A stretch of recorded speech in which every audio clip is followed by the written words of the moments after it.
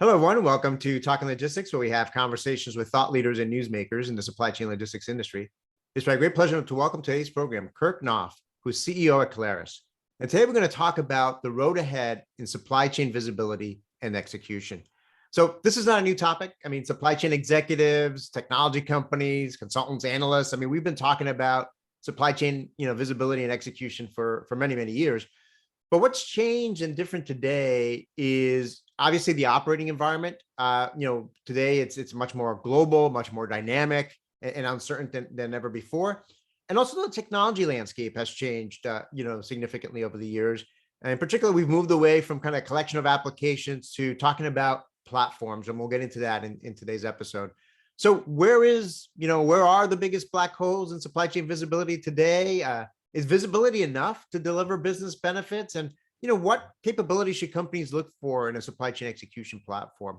Well, those are some of the main questions we're going to discuss today. And it's great to have Kirk on the program to share his insights and advice on this topic. So Kirk, welcome to the program. Yeah, thank you, Adrian. Appreciate you having me. Looking forward to the conversation today.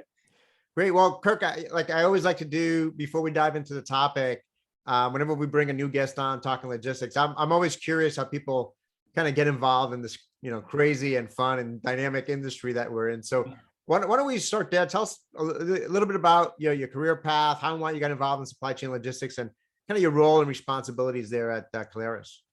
Okay, well, let's see. I coming out of undergrad, I went to work for the railroad. Actually, I started my career with CSX in Jacksonville, Florida. Spent about 5 years with them. Actually, my first job was a quote unquote inside sales job. I was calling shippers and asking them why they weren't using the railroad anymore. So that was a baptism by fire, but it was fun. I learned a lot. I was really appreciative of that job because certainly got to understand the railroad from a customer's perspective there. And then eventually moved here to Atlanta, which is where I'm talking to you from today, about 21 years ago. Been in the software and transportation software business since then. Had the opportunity to be involved in a couple different companies, most of which have been sponsored by private equity companies like ours is today. Spent a lot of my time on the commercial side of the business and the M&A side of the business and just general leadership positions. So I think you asked me about my role here. I'm the CEO of Kaleris. I'm also the president of Navis. So we're working to bring those companies together as one business. And there'll be more information, I guess, in the coming months about how we introduce ourselves to the market as one business. But there's a lot of things that we're doing behind the scenes there. And I get to play a small part in that as well. So that's my job here. That's great. I'm sure, a lot of what we'll talk about today is going to be related to kind of that joint, go-to-market that you guys are having there with Navis. And, the railroads, I mean, certainly, again, that's something that's changed a lot over the, over the decades, and a lot going on in that space as well. I think as more and more shippers, think about transportation more from this holistic portfolio perspective. Everyone's talking about trucking, obviously, considering the percentage that it accounts in terms of freight moves, that's understandable. Parcel from the e-commerce space, but you can't ignore rail either, right? Because I mean, that is such a critical link to many different supply chains, and even in the realm of e-commerce, and people think of those small packages, but rail plays a role there as well. So having started there, I mean, I think first of all, there's not enough trucks in the world to move a lot of the things the railroad moves. Everybody forgets about that. You think about the amount of aggregates and coal and grain and those types of really bulky commodities. And then obviously we're very close to the intermodal industry and the container industry, and rail is a very important piece of that, whether it's containers coming through the West Coast and moving to the East Coast, or coming in the East Coast and going more towards the center of the country. Rail has kind of grown with the container industry. And given my background, it's always near and dear to my heart. One of our products here at Kaleris also provides transportation management for shippers who use the railroad. So still have a lot of fun interacting with the railroads as carriers to most of our customers. So yeah, has a lot of touch points in my life still. Absolutely. Well, this brings us right into the kind of the heart of the conversation. I mean, as I said in my opening comments, I mean, I've been an industry analyst now for 23 years, and achieving end-to-end supply chain visibility has always been a top goal for companies, but very few, if any, have actually truly achieved end-to-end visibility. I mean, why has it been so challenging, and what are some of the biggest black holes that are still out there? Well, that's a good one. I think primarily, I think there's a couple of reasons. One, supply chains in general, the supply chain, which you hear a lot about today, is plural. So even from one customer who's worried about moving goods from, or one shipper who's worried about moving goods from point A to point B, there's multiple, there's a C to D in that combination, and an E to F, so forth and so on. And so you're often dealing with multiple supply chains, not just one linear or monolithic supply chain. So another problem in today's supply chain is, as technology has advanced, there's a lot of application providers out there that provide point solutions to solve challenges over time. And I think we've come a long way just from a supply chain technology perspective in our industry, but it's all grown independently of a overall view of the supply chain, or the multiple supply chains, as we just talked about.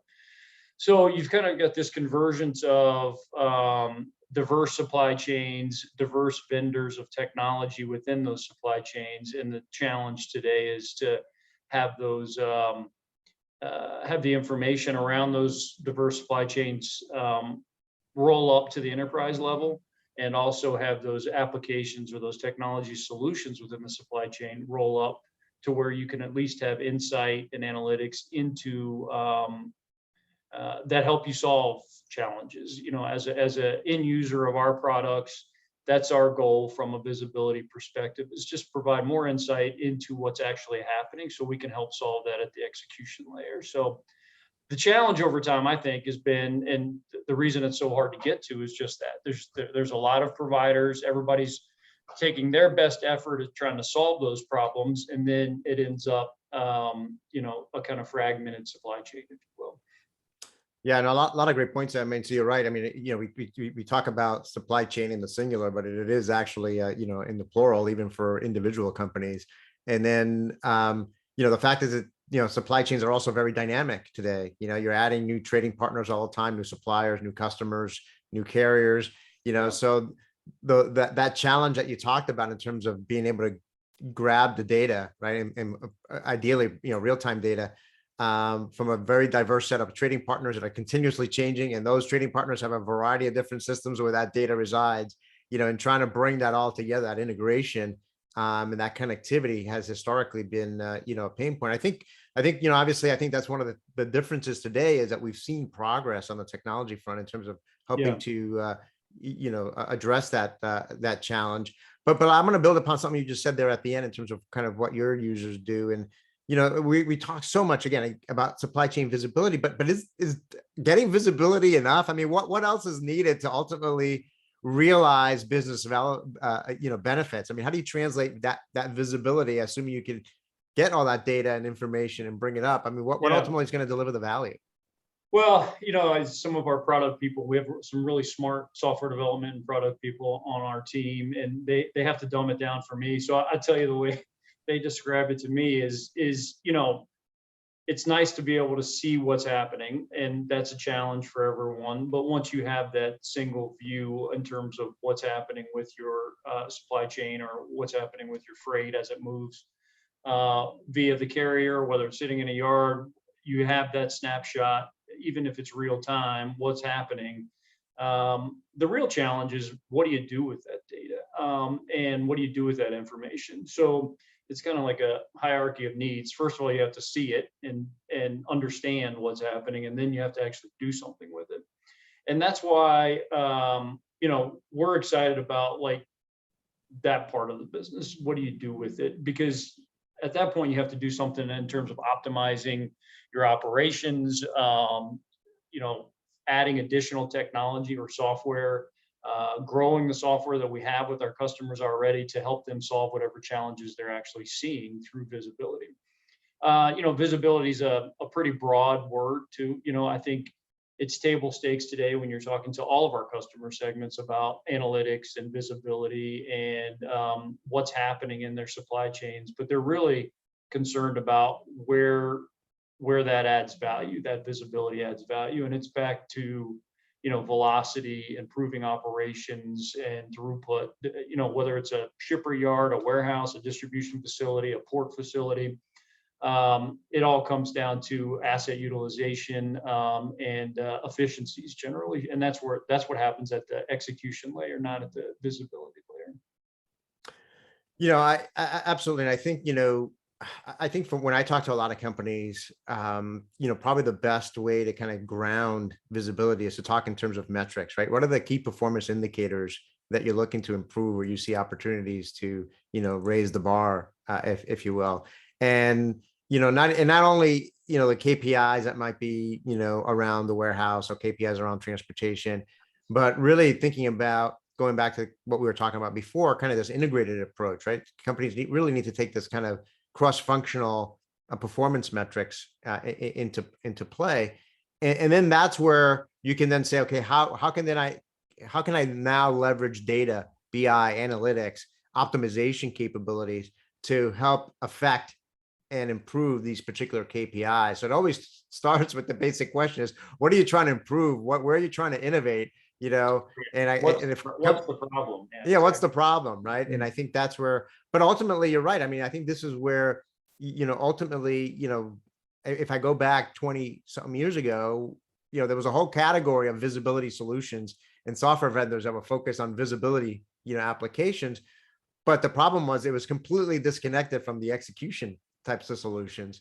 So it was, a lot of companies ended up in that scenario. It's like, okay, this is great information, but now what do I do with it? And there was no way to automate or, streamline any of the processes because there was just that connection was missing. And I think that's part of, which leads me to my next question, part of kind of where we're big conversation today is kind of, we don't talk as much about software applications. We're talking more about kind of technology platforms and software platforms. I mean, what's the difference, between them, and what critical attributes or capabilities should companies look for, in today's environment when they're looking at a supply chain execution platform?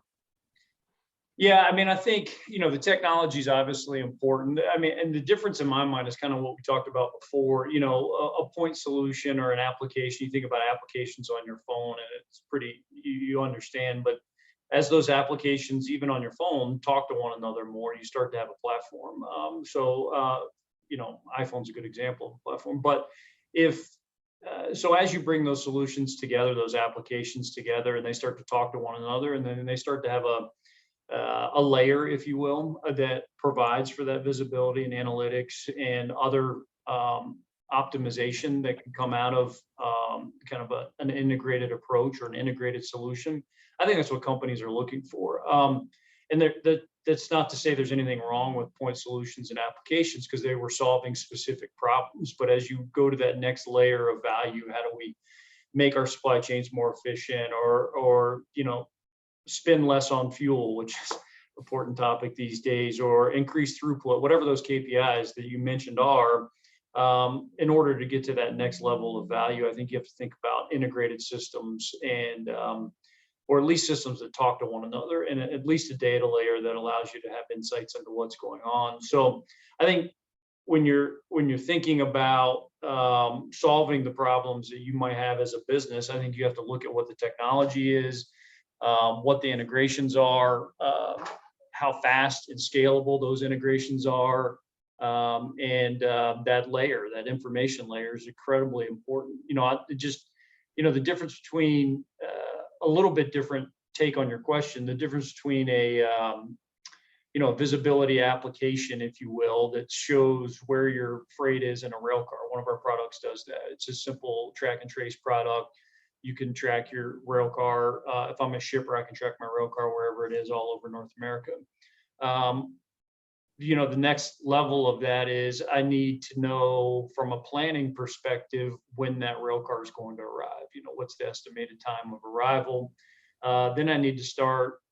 Then our customers have asked us to continue to build that out in terms of where you can be way more predictive about when that's going to happen. And it's not just a heuristic or looking back algorithm on what has happened before, but what do we think is going to happen based on other conditions and variables. And then more towards the platform approach, they want that information. Our customers want that information to integrate with their billing system or our TMS billing component and revenue management component. What's going to happen in the yard so they can plan better in their rail yards, for example. And I can give you several examples across all of our products that takes it from being just an application. In this case, we use track and trace to a overall platform to manage their business, like an operating system. So those are some of the differences with one or two examples. I as you were talking there, giving that example, we always talk about, the need to break down the functional silos, right? Between, that exist between transportation and warehousing and finance and so on and so forth, manufacturing. And really, I think, the opportunity that exists today, because I think the technology is finally able with things like web services, APIs, with things like robotic process automation, things that, have significantly evolved over the past few years, is that companies now are truly able to kind of take that end-to-end process perspective and say, okay, how do we actually work, right? How does this process actually work? And can we have a layer of technology that is taking data from this application and that application, but as that data, as an order, let's say, is moving across the supply chain, have it trigger different workflows across the different applications that are, focused on, executing that particular aspect of the supply chain at any given time. But really, it's about, taking that holistic integrated perspective and then saying, how can we layer technology over this process and over the applications we already have to help automate and streamline as much as that, right? Yep. Well, because of the heritage that we talked about before, like how we got here, which is a bunch of point solutions that were originally created to solve a specific set of challenges. One of the things that's required, I think, is software industry and technology providers in general is that collaboration component that you mentioned in terms of, how do we think about more open networks, more open platforms to really work with sometimes competitors, sometimes other providers of information, data, technology to like jointly solve industry challenges. And I think, I've been fairly impressed about the transition the industry's made in terms of at least having those conversations and thinking about building more open networks to really solve some of the challenges. I think, and I think there'll be more and more pressure or incentive, if you will, for companies like ours to work with others in these individual supply chains, if you will, to help solve our mutual customer challenges. Otherwise, we won't get there because of where we came from. There's a lot of providers of a lot of innovative technology and service offerings, and I think it's going to require serious collaboration going forward. This is the first time, I think, probably in you and I's career that just about 9 out of 10 people that you talk to outside of work will bring up the word supply chain and want to talk about it. I didn't get my dishwasher in time, and I don't know what's going on. And we talk about our terminal operating system at our ports. Anytime I tell somebody what I do, I had a person that has nothing to do with technology or the port business ask me how many ships were at anchor at a certain port in California, and I'm like, how did you even know to ask me that question? And I don't know the answer, but I bet it's a lot. So it's on top of everybody's mind, and which means it's going to translate into our customers, shippers and port operators and 3PLs, all wanting to provide additional levels of value to participants in the supply chain. So it's a fun challenge looking forward. Yeah, I mean, just to build on that point, I mean, with regards to the importance of collaboration across industries, all the different stakeholders in this industry, and the greater awareness about supply chain. I mean, even the government, even the White House, Oh, over the yeah. past year has made announcements with different initiatives and talking about exactly this, right? The need to bring more collaboration, more transparency, more data sharing, and so forth. Ultimately, I think it's going to be the private sector and companies such as yourselves and your peers in the industry that already have experience in this area, and already have some of those strong networks and connections to bring this to fruition. But I think you're right. I mean, I think we'll probably see more progress in the next 2, 3, 4 years than we've seen in the past Yeah. 10 years for sure. The Go ahead. White House stuff that you brought up, I mean, the politics aside, there is a big public-private potential in terms of helping to solve some of the challenges, even if it's just to highlight what the challenges are and to build some momentum around it. I do think there's a lot of good ideas in terms of those types of partnerships, especially if you think about one of the main kind of bottlenecks in the supply chain right now are getting enough containers back into the country and back out of the country, and the whole import export flow through ports, of which we're in a bunch of ports from a software perspective, and the complexity of those challenges. And a lot of those ports drive a tremendous amount of economic activity at the state and federal level. There's so much that depends on how those ports are operating, whether it's the trucking industry, through drayage from the ports, the rail industry that we talked about before, the shippers that it's actually impacting, all the way back to the consumers that are waiting for their stuff. So you're going to have some involvement, if you will, from the government, but I do think it could end up being a good thing from a public-private partnership perspective. Yeah, no, I agree. I agree. Absolutely. So, Kirk, as a way to wrap up then, I mean, what questions should, companies ask themselves to assess where they are today, and what actions to take moving forward with regards to supply chain visibility and execution? I think just an open mind in terms of the things that have been developed already. Like you mentioned earlier, technology is advancing so rapidly. I think there's a lot of good solutions out there. I also think, Adrian, over the last couple of years, given COVID and the challenges that created in the supply chain, and the consumer spending in general, that has really changed the supply-demand ratios. I think coming out of that period, I think you'll see a lot of industry participants, if you will, reevaluating how to not get into some of the problems we've seen over the last couple of years again.